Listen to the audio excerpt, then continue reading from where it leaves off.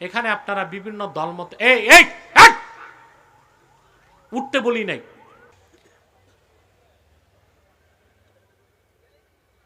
কি অবস্থা, আমি কি মুনাজাত করে দিব নাকি? তে মানুষগুলোর এই দুই চারটা মানুষ খুব ডিস্টার্ব এরা। আপনারাও বসেন, যারা ডান পাশে আছেন বসেন, ধৈর্য নিয়ে বসেন। বিষয়টা একটা পর্যায়ে গেলে আমি ছেড়ে দিব, বুঝেন নাই? কি সমস্যা? হ্যাঁ, নিয়ে আসেন ওনাকে, এমপি সাহেবকে।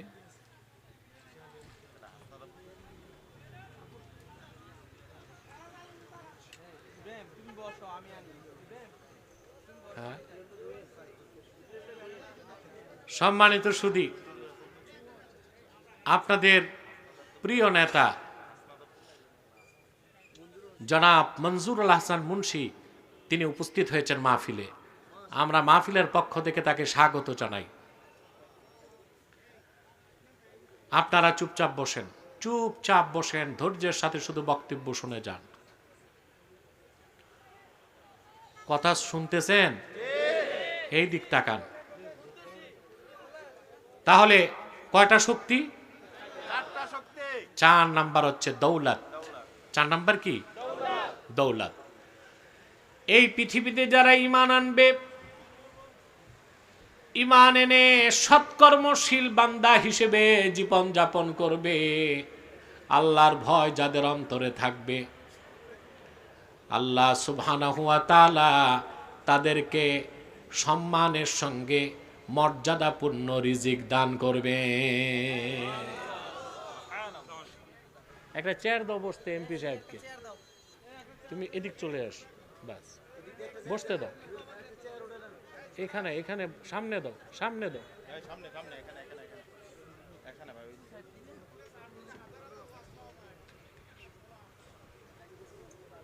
চেয়ারটা দাও।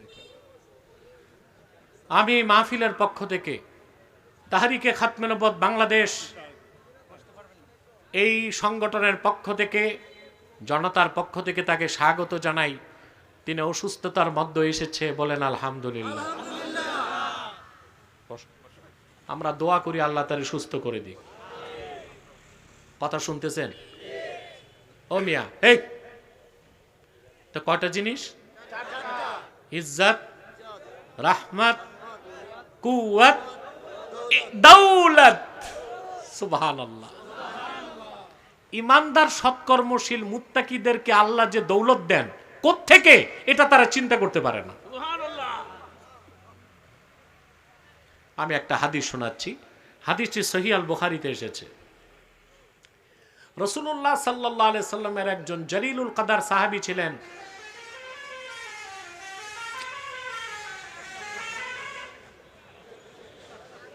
ও হরেন লাগাই রে, হারমোনিয়াম লাগাই দিছে। কি করবেন, সড়কের পাশে মাহফিল দিলে এই ডিস্টার্বটা হয়। আমাদেরকে ধৈর্যের সাথে আগাতে হবে। প্রিয় ভাইরা, দৌলত। আউফ ইবনে মালিক আল আশজাঈ রাদিয়াল্লাহু তাআলা আনহু রাসূলুল্লাহ সাল্লাল্লাহু আলাইহি সাল্লামের জলিলুল কদর সাহাবী ছিলেন। সুবহানাল্লাহ। ওনার একমাত্র সন্তান ছিল, সন্তানটিকে কাফের না নিয়ে বন্দী করে ফেলছে।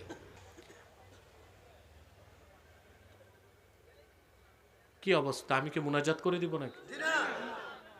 তে মানুষগুলোর এই দুই চারটা মানুষ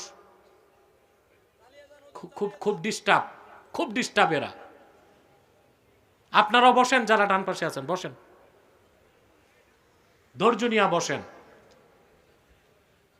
বিষয়টা একটা পর্যায়ে গেলে আমি ছেড়ে দিব, বুঝেন নাই? এখানে আপনারা বিভিন্ন দলমত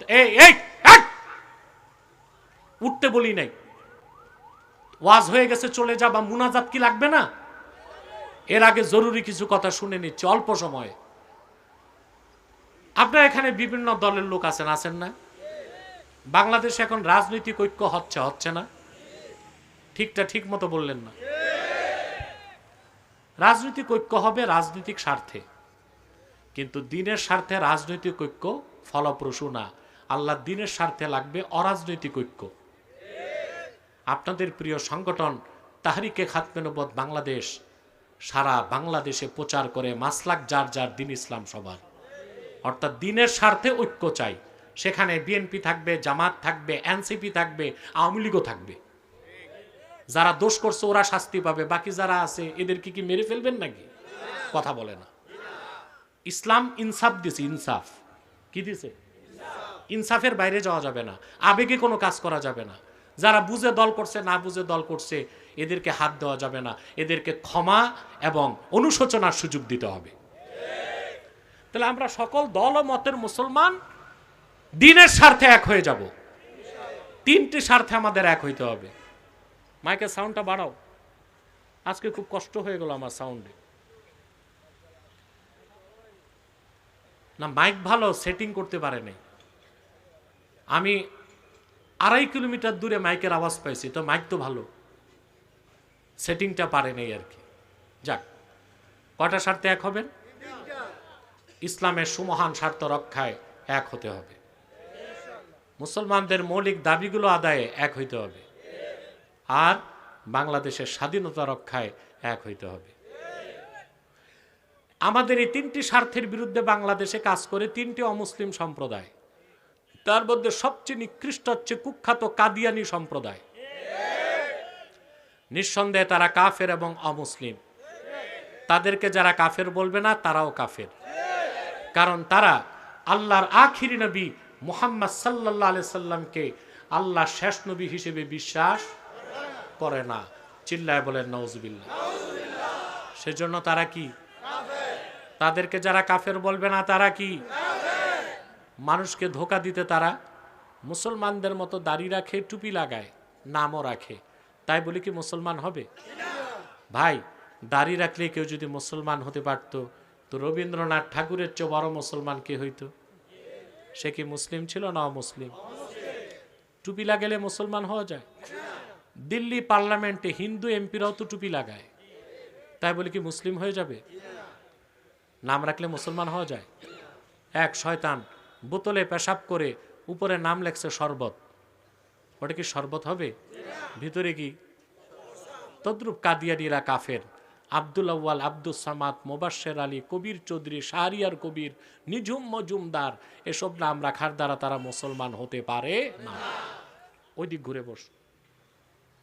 আমার ভাইরা, আমার বন্ধুরা, আমার আল্লাহ ও নূর নবীজি আমার মুহাম্মদ মুস্তাফা সাল্লাল্লাহু আলাইহি ওয়াসাল্লামের ইসলাম ও কোরআনের হাজার হাজার বছর পরে বর্তমান ভারতের কুখ্যাত পাঞ্জাবের কুখ্যাত গুরুদাসপুরের কুখ্যাত কাদিয়ানে ইংরেজ আমলে এক শয়তান নিজের নবী দাবি করছে।